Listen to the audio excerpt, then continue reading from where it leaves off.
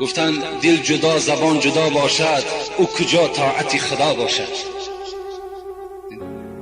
دل جدا زبان جدا باشد، او کجا طاعت خدا باشد.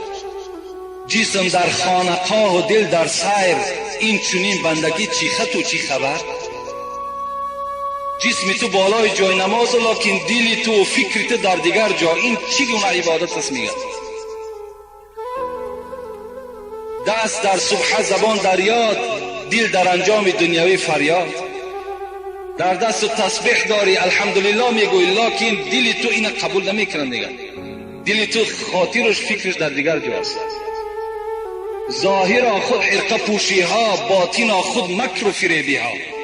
حضرت میگوید بیرون شما را تماشا کنند، یک عجیب یک منظره خوبه در بیرون شما دیده می شود، لیکن باطن شما همه مکر و حیله و فریب است.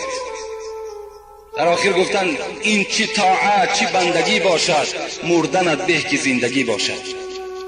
مردن بهتر از این گونه عبادتی که اون آلوده فکر خیال باشد، آلوده ثواب نباشد. از این گفتند مردن بهتر.